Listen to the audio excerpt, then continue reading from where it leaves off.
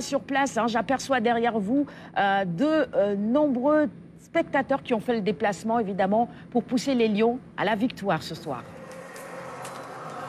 Oui, c'est vrai, il y a énormément de monde ici au stade Abdoulaye Wade. Il y a environ 45 000 personnes puisque c'est ça la norme. Hein. On ne peut pas vendre la totalité des places. Il faut toujours une marge pour des raisons de sécurité. Voilà pourquoi la fédération a commercialisé quelque chose comme 45 000 billets au lieu des 50 000 peut-être prévus.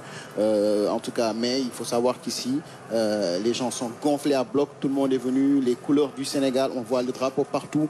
On voit le maillot partout. Les téléspectateurs, les spectateurs ont laissé à la maison tout ce qui est costume, cravate. Même nous, aujourd'hui, on n'a pas mis de cravate. C'est pour vous dire qu'on a répondu à l'appel d'Aliou Cissé. Alors, avec moi sur ce plateau, il y a nos consultants. Ils étaient avec nous déjà lors du premier match contre l'Égypte qui s'est joué au Caire. Je veux nommer Souleymane Diallo, coach Badara Sarr, Abdou Salam Lam et bien sûr Mohamed Gandour qui vont donc nous accompagner cet après-midi autour de ce match-là, donc extrêmement important entre le Sénégal et l'Égypte. Alors, messieurs, bonjour. Je me tourne d'abord vers Souleymane Diallo. Alors Souleymane, c'est un gros match hein, qui est attendu. Je pense que l'enjeu, on le connaît, il faut gagner. Parce qu'il n'y a que ça finalement. Les Lions ont perdu le premier match. Donc aujourd'hui, il est extrêmement important. Le seul résultat envisageable, c'est la victoire. Oui, je pense que comme tu l'as dit, hein, si bien dit, aujourd'hui on s'attend vraiment à un gros match de la part de cette équipe sénégalaise, mais un match qui va être basé sur beaucoup de réflexion. C'est à la limite un seul match, mais pour moi, comptant pour deux matchs. C'est un match qui va être joué sur deux manches à l'occasion d'un seul match. Je veux dire, je peux m'expliquer. Ça veut dire qu'il va falloir rattraper le compteur à égalité avec cette équipe égyptienne. Après, penser à la deuxième manche. Et je sais que la deuxième manche sera en notre faveur parce qu'avec l'appui du public que j'ai vu ici, sans aucun doute, on est convaincu qu'effectivement, avec l'appui de ce public-là, on peut arriver à notre fin qui consiste effectivement à gagner le match d'aujourd'hui pour se qualifier pour la Coupe du Monde. Ouais, se qualifier pour la Coupe du Monde, pour valider également ce titre de champion d'Afrique. Alors Mohamed Gandour, c'est extrêmement important, on l'a dit, l'enjeu, je pense que tout le monde est d'accord là-dessus, il faut gagner, il faut essayer d'égaliser. Mais ce qui est important aussi, c'est que le Sénégal est champion d'Afrique. Après un mois et demi, 2 mois maximum, est-ce qu'il est envisageable de voir le champion d'Afrique rester à la maison? Non, mais déjà, je veux dire, en tant que patriote, supporter et sénégalais, donc je pense qu'il est inconcevable dans notre tête et dans notre, on va dire, dans notre analyse et dans notre projection de ne pas retrouver le Sénégal en Coupe du Monde. Je pense que ça serait déjà une aberration et ça serait peut-être mettre tout le travail qu'on a fait à l'eau. Non, je pense que c'est très important. Il faudrait qu'on y soit, il faudrait qu'on y aille. Mais bon, comme je l'ai dit hier, j'ai envoyé un petit message aux joueurs et je leur ai dit que quand on a c'est-à-dire quand on arrive à un moment où on se demande si on est fort, c'est quand il ne vous reste plus que l'option d'être fort. Donc il faut toujours être fort et puis s'attendre à ce match où il faut le rentrer dedans. Hein, moi je l'ai dit, quand je dis le rentrer dedans, je le parle en termes football. Donc les coachs qui sont là savent de quoi je veux parler. Rentrer dedans, c'est pas de l'agressivité, c'est aller les chercher très haut. Et ça va être très important. Tierno, ce qu'il faut savoir, c'est que cette équipe, en 210 minutes, on leur a pas mis un but. Ce qu'il faut savoir, que cette équipe, la dernière fois qu'elle a encaissé 2 buts, c'est en Coupe du Monde en 2018 en Russie. Ce qu'il faut savoir, c'est que les 2 buts, les 2 buts qu'elle a encaissés. Quand je parle 2 buts dans la même rencontre, hein, les deux buts qu'elle a encaissés, c'est 1 sur penalty, 1 contre son camp. Donc c'est une équipe très forte. Et comme l'a dit Souleymane, c'est un match, c'est 2 matchs en 45 minutes. Le premier match, c'est d'égaliser, et le deuxième match, c'est de gagner, mais c'est toujours de mettre au moins 2 buts de plus que l'adversaire. Sans encaisser, ça va être très compliqué. Ouais, et en découvrant quelques images du stade Abdoulaye Wade, bien sûr, le stade est archi plein, hein, on l'a dit, 50 000 places, mais 45 000 seulement billets vendus. Il y a également des supporters égyptiens aussi, ils sont venus, on parle de 500 billets pour les supporters égyptiens. Alors, coach Badara Sarr, c'est vrai, hein, ce qui va être extrêmement important aussi, c'est que c'est l'entame du match, parce qu'il y aura une pression d'une manière ou d'une autre, elle peut être aussi bien du côté égyptien que du côté sénégalais, d'où l'importance d'être très très vite concentré, parce qu'il faut peut-être s'attendre à ce que les Égyptiens essaient aussi de marquer très tôt dans ce match pour fermer la porte ensuite. Oui, je pense que déjà il faut s'attendre à ce scénario-là. Donc c'est un match qu'il faut contrôler du début jusqu'à la fin. Donc il faut rentrer de plein pied dans ce match-là. Je pense que nous avons les possibilités. Il faut que peut-être surtout au niveau du choix des hommes, donc il va falloir mettre les hommes qu'il faut parce que vous l'avez dit tantôt, je pense que pendant 2 matchs, on n'a pas pu marquer un seul but à cette équipe égyptienne qui est effectivement très bien organisée derrière avec vraiment des guerriers entre guillemets. Donc je pense que sur ce match-là, on s'attend à ce que peut-être le sélectionneur national Aliou Cissé fasse vraiment quelques réaménagements par rapport au match aller,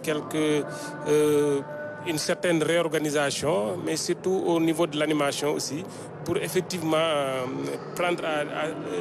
faire la surprise à cette équipe-là. Parce qu'elle est vraiment bien organisée, elle a bien étudié le jeu du Sénégal. Donc c'est sûr qu'il va falloir s'attendre à cette organisation-là. Mais maintenant, si on leur propose quelque chose vraiment qu'ils n'ont pas, auquel ils ne s'attendaient pas, là, ça va être une très bonne chose pour notre équipe. Mais surtout, comme vous l'avez dit aussi, je pense qu'elle ne va pas venir d'emblée se cantonner à défense, mais c'est sûr qu'elle va essayer de nous perturber en essayant sur des contre-attaques comme ils ont l'habitude de le faire, de créer des difficultés. Donc il va falloir être très serein, il va falloir être aussi très vigilant, surtout du côté de Mohamed Salah. Mais après le reste, je pense que ce sont les joueurs, c'est à eux, ils savent ce que ça représente de participer à une Coupe du Monde. Maintenant, dans le jeu, on n'a pas d'inquiétude. Et si tous nos joueurs se donnent à fond. Alors, on reviendra sur les 11 que vous allez proposer, peut-être comme ça au pif. Mais coach Abdussalam Lam, la question que j'ai envie de vous poser, c'est à quelques minutes d'un match aussi important, quel doit être le discours d'Aliou Cissé? Parce que c'est vrai, la tactique va être importante, mais le discours, le mental aussi va être extrêmement important. Écoutez, sur ce plan, je pense que nous n'avons rien à craindre. Dans la mesure où le coach Aliou Cissé a été longtemps le capitaine de cette équipe et le boyeur. Donc je pense qu'il a tout le temps su trouver les mots pour haranguer en tout cas son équipe et l'amener vers l'avant. On se rappelle de la période de 2002. Sur ce plan-là, sur la préparation psychologique, je n'en doute pas. Mais je pense qu'aujourd'hui, la considération tactique, elle est indispensable et importante parce qu'aujourd'hui, il ne faudrait pas peut-être leur poser une équation à 2 inconnus qu'ils ont déjà résolus, mais il faudrait leur poser une équation à plusieurs inconnus. D'où peut-être un réaménagement entre le milieu et l'attaque. Là, il faut vraiment y penser et essayer d'amener une révolution qui va perturber les Égyptiens. Et je pense qu'aujourd'hui, tout le monde a parlé, tout le monde est au rendez-vous, mais pour tout simplement voir le Sénégal se qualifier pour la Coupe du Monde. Les collègues l'ont dit, ça va faire désordre de gagner la Coupe d'Afrique et de rester à la maison. C'est dommage, c'est un débat qu'on doit poser au niveau de la CAF, parce qu'aujourd'hui, comme au basket, les équipes finalistes de la Coupe d'Afrique devraient se retrouver logiquement en Coupe du Monde. Mais si une équipe reste aujourd'hui sur le palier, c'est regrettable. Mais en tout cas, ce sont les 2 derniers finalistes. Ce sont les 2 derniers finalistes. Mais en tout cas, ça ne devrait pas être nous, parce que nous avons une notoriété à montrer. Nous avons également, disons, la Coupe d'Afrique à défendre. Et je pense que également les jeunes doivent continuer d'écrire leur histoire. Ouais. Alors, on va discuter un peu de la tactique, du plan de jeu et certainement de la composition d'équipe du Sénégal. On va procéder par étapes. Bon, côté gardien, on sait que ce sera Edouard Mendy, il n'y a pas de risque.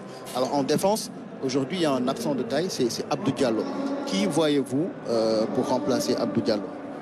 Moi, personnellement, je ne vais pas trop chambouler l'équipe. Je vais simplement reculer Kouyaté, le mettre en duo avec Kali et mettre Sabali à droite. Parce qu'à un moment, il faut emmener, c'est vrai, la surprise, elle peut être faite sur 2 paramètres, nous les entraîneurs, soit sur la structuration, mais aussi sur le choix des hommes. Maintenant, il faut apporter un effet de surprise dans ce match-là. Il ne faut pas rester dans nos certitudes. Il faut surprendre à l'entendre l'entraîneur d'en face. Parce qu'il faut qu'en voyant le dispositif, parce que nous, les entraîneurs, on nous apprend cela, dès que le match démarre, la première chose à retenir, c'est le dispositif de départ. Voir durant les 15 premières minutes, est-ce que le dispositif a changé, oui ou non? Et à la reprise, vérifier le dispositif joué. C'est après, à l'issue de ça, qu'on remonte les tendances de l'équipe adverse. Aujourd'hui, on s'attend effectivement à voir un dispositif différent des dispositifs qu'on a l'habitude de voir pour apporter longtemps une surprise face à l'équipe. Par contre, vous avez dit quelque chose de très important qu'il va falloir prendre en ligne de mire. Ces Égyptiens ne vont pas venir dormir dès les premières minutes ces jeux. Attention, au contraire, je peux qu'ils vont essayer de faire ce qu'ils ont fait chez eux. Mettre 6 minutes de pression chez nous. Et après, ils vont prendre la température du match et après, ça sera les temps morts. Alors, on reste sur le dispositif tactique, la défense. On reste sur la défense. Est-ce que vous voyez Pape Abdou Cissé titulaire avec Bounassar, comme on a terminé au Caire, ou faut-il mettre Kouyaté en défense et faire entrer Sabali? Moi, je pense que, comme l'a dit tout à l'heure Souleymane, on leur apprend pour les entraîneurs de préparer les dispositifs et tout. Moi, plutôt, je vais rentrer dans la tête de Carlos Queiroz parce que c'est mon adversaire direct. Et pour rentrer dans sa tête, je vais déjà préparer ce que lui, il m'a préparé au match aller. C'est-à-dire, au match aller, il a réussi à me couper les transmissions entre Saliou Ciss et Mampalis pour Sadio Mané. Si vous avez bien fait attention sur le match aller, il n'y avait pas un marquage strict sur Sadio Mané. Sadio Mané était libre, il faisait ses courses et tout. Donc, ils ont travaillé sur ça. Moi, maintenant, je pense que, comme on dit dans un schéma de stratégie guerrier, donc c'est la surprise qu'il faut amener pour vraiment mettre les 15 minutes de doute à l'adversaire. Donc moi je pense que personnellement la paire Kouli, Pape Abdou Cissé, moi elle m'a pas plu. Bon, ça c'est personnel. Donc moi je ferai coulisser Kouyaté dans l'axe. Après, j'ai amené Sabali. Sabali, c'est son poste de prédilection. Et après, j'ai à côté un garçon qui est très bon en milieu offensif et qui est très bon en haut, c'est Bounassar. Donc, juste un peu pour empiéter sur ta prochaine question. Donc, moi, je reviendrai à un système de 4 derrière, avec bien sûr Koulibaly, Kouyaté, Ciss et Sabali. Et à ce moment-là, je peux utiliser toute la percussion de Bounassar au milieu de terrain. Alors, je vous pose la même question. Comment voyez-vous la défense? Est-ce qu'il faut maintenir Pape Abdou Cissé ou faire coulisser Cheikhou Kouyaté, faire entrer Sabali ou jouer avec Bounassar? Non, moi je pense que d'abord il faut se dire que... D'ailleurs, est-ce qu'on pourrait-il risquer de jouer avec une défense à 3? Pourquoi pas? En sachant que les Égyptiens, peut-être forcément, sur les premières minutes, ils attaqueront, mais après... Mais je ne pense pas que... Parce qu'on a vu qu'il y a quelques mois, on a essayé cette organisation-là avec une défense à 3 qui a été catastrophique. À mon avis, je pense qu'Ali va mettre ses 4 défenseurs. Maintenant, sur le côté droit, peut-être Sabali, à mon avis, venir parce qu'il a du jeu. Donc c'est un garçon très intelligent qui a aussi un certain niveau de jeu. On le voit avec son club de Real Betis, donc c'est le titulaire à ce poste-là. Saliou Ciss aussi, à mon avis, il est indéboulonnable sur son côté gauche. Maintenant, au niveau de la paire centrale, on l'a vu, Khalidou, c'est le capitaine d'équipe. Maintenant, qui mettre à ses côtés? À mon avis, Souleymane l'a dit, je pense Gandour aussi en a parlé. Si on veut vraiment alléger un peu notre milieu de terrain, parce qu'on a vu que sur le match aller, peut-être c'était encore un peu lourd avec 3 mini-récupérateurs. Faire reculer Cheikhou Kouyaté, c'est une option. Ensuite, mettre peut-être les 2 autres. Mais là, donc, cette option-là, parce que ça va permettre à Koulibaly d'avoir, peut-être il va jouer à gauche dans cette organisation-là. Il va reprendre sa position au niveau de son club de Naples. Ensuite, il a joué quelques matchs quand même avec Cheikhou Kouyaté. Donc, ce sont des affinités qui vont se mettre. Ensuite, il va falloir aussi profiter de l'expérience de Cheikhou Kouyaté et puis de son jeu de tête. Donc, à mon avis, cette défense à 4 avec la paire Khalidou, Kouyaté, Sabali et Saliou Ciss. Donc, c'est une très bonne défense face à une bonne équipe égyptienne qui va sûrement jouer les contre-attaques. Ouais. Alors j'ai posé la même question à coach Abdou Salam Lab avant de retourner à Dakar, puisqu'il y a une publicité. Est-ce que vous êtes d'accord avec ces dispositifs-là ou vous décidez de maintenir Pape Abdou Cissé, le duo Abdou Cissé-Koulibaly et sur le côté de Bouna? Moi je pense que déjà la philosophie d'une défense à 4 a été réglée au niveau de la direction technique nationale, en sachant que c'est notre philosophie de jeu. Maintenant, pour le cas Pape Abdou Cissé Koulibaly, mais je pense qu'aujourd'hui, Aliou devrait tendre vers la maturité défensive en faisant jouer des gens qui ont l'habitude de jouer. Kouyaté a en tout cas du vécu à ce poste et je pense qu'ils ont également un vécu sur le terrain avec le duo Kouyaté. Maintenant, l'interrogation, c'est au niveau de... à droite, avec... comment ça s'appelle, Bouna Sarr ou Youssouf Sabaly? Sabaly qui peut arriver, d'autant plus que également Bouna peut être projeté vers l'avant. Mais à ce niveau-là, pour un match d'attaque à outrance, peut-être qu'Aliou va garder un des deux et peut-être faire jouer un élément offensif de côté. Donc c'est as, mais impérativement, je pense, on gagnerait peut-être à avoir Kouyaté pour plus de maturité et plus de sécurité au niveau axial. Très bien. En tout cas, nos consultants retiennent qu'il faut faire jouer le duo Koulibaly-Kouyaté dans l'axe et faire entrer Youssouf Sabaly. On va retourner à Dakar et puis tourner une page de publicité. On se retrouve pour la deuxième période, entre guillemets, de ce plateau. Donc ici, en direct du stade Abdoulaye Wade de Diamniadio.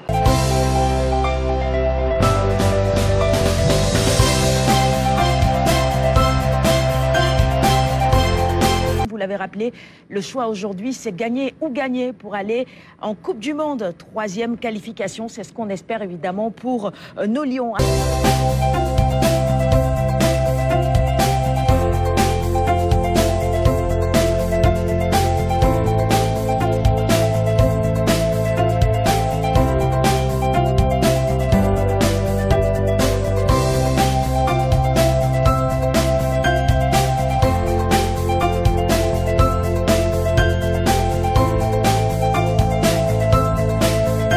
Arnaud Dramé, je vous aperçois et je vous laisse bien sûr reprendre l'antenne. On se retrouve à la pause. Bonne chance à nos Lions. Messieurs, à tout de suite. Merci à vous, Sarah Louya. Alors, on va enchaîner. Il nous reste peut-être 10 minutes. Il reste une vingtaine de minutes avant le coup d'envoi, évidemment. Mais on va parler du 11 de départ des Lions du Sénégal, puisqu'on l'a. Il y aura dans les buts... alors, messieurs, il y aura dans les buts Edouard Mendy. En défense, Sabaly revient, mais dans l'axe, on retrouve Pape Abdou Cissé, Kalidou Koulibaly et Saliou Ciss. Au milieu de terrain, il y aura Idrissa Gana Gueye, Nampalys Mendy. Et c'est là où il y a changement, puisque Cheikhou Kouyaté n'est pas sur la feuille de match. Il sera certainement remplacé par Bouna Sarr. Ça, c'est déjà les 3 du milieu. Et puis en attaque, là aussi changement. Famara Diédhiou est sur le banc. C'est Boulaye Dia qui va démarrer avec Sadio Mané et bien sûr Ismaïla Sarr. Finalement, lorsqu'on regarde ce 11 de départ-là, on peut penser qu'Aliou a finalement pris des risques. Oui, il a pris des risques, mais moi je vois carrément un changement de système. Moi je vois un 4-2-3-1 avec la défense Koulibaly, Pape Abdou Cissé. Il a ramené Sabaly, je pense que là on était presque tous d'accord sur ça. Après les 2 sentinelles, ça va être Idrissa Gana Gueye et Nampalys. Et devant, je vois un trio entre Sadio, Ismaïla Sarr et Bouna Sarr. Et puis Boulaye devant. Donc j'ai l'impression qu'on va changer. Et bon, c'est une bonne chose parce que je pense qu'il faut prendre des risques et il les a pris. Et bon, j'espère que ça va être on va dire déjà un effet de surprise par rapport à ce que Carlos Queiroz attendait. Parce qu'il sort surtout Kouyaté parce qu'on l'attendait tous dans l'axe et je pense que même les Égyptiens aussi l'attendent sur ce côté-là. Donc oui, c'est une bonne chose et puis on va voir. Et puis là on a vu un peu l'échauffement des joueurs. J'ai l'impression que au vu de l'échauffement, c'est pour rentrer dans le match directement à 200 à l'heure. Ouais, à 200 à l'heure parce qu'effectivement, on l'a dit, il faut éviter de prendre un but en début de partie comme ça a été le cas au Caire. Mais sur le premier changement, évidemment marquant, c'est sur le front de l'attaque avec la titularisation de Boulaye Dia. Qui, pendant la CAN, a beaucoup joué sur le côté pour compenser l'absence d'Ismaïla Sarr. Mais là, il joue en pointe, ce qui est son poste de prédilection. Mais exactement, moi, hormis l'effet de surprise, j'ai vu un élément hyper important. Vous allez constater que dans la zone de finition, nous serons au minimum 4 joueurs à vocation offensive. Donc ça veut dire que l'option, elle est claire.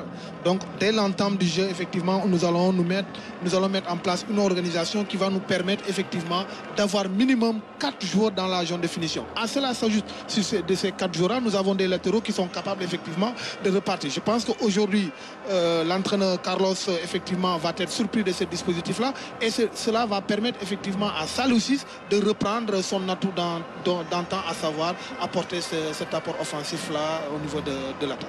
Et ce sera certainement le cas aussi pour Bouna Sarr qui va jouer excentré. Lui aussi revient à son poste de prédilection en rappelant que pendant la CAN, il a d'abord démarré en tant que milieu excentré. C'est Ibrahima Mbaye qui jouait avant d'être remis sur le côté droit. Mais Bouna Sarr avec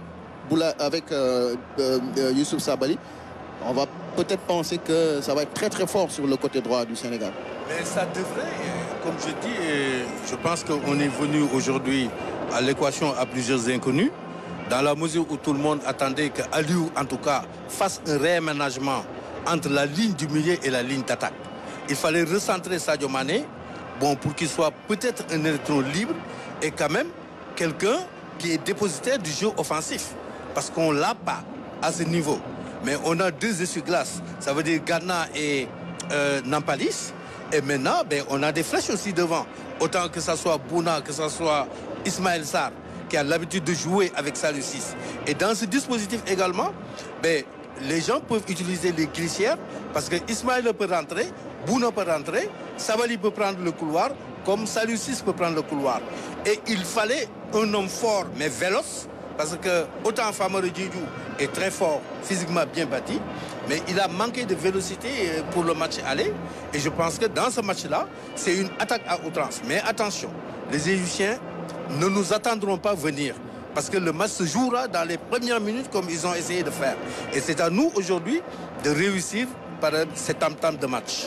Alors, coach Badara Sarr, ce qui est intéressant, on l'a dit, Bouna Sarr et Sabaly vont jouer sur le côté gauche. Alors, où va jouer Ismaël Sarr? Est-ce qu'il va jouer à gauche ou il sera un électron libre au cœur de cette défense, de cette attaque du Sénégal? Oui, je pense que là aussi c'est une question, peut-être on va attendre, mais d'après ce qu'on a constaté à l'échauffement, à mon avis, je pense qu'Ismaël va prendre son couloir gauche. Parce qu'il faut le dire, durant les qualifications, le côté gauche du Sénégal fonctionnait à merveille avec Saliou Ciss, Ismaël Sarr et Sadio Mané qui étaient en électron libre, mais qu'on voyait souvent sur le côté gauche parce que c'est son côté de prédilection. Je pense qu'Aliou a essayé, avec cette organisation-là, de remettre vraiment ce circuit préférentiel-là pour perturber d'abord l'équipe adverse, mais surtout pour avoir des forces au niveau de ce secteur-là. Ce qu'il faut surtout noter, c'est que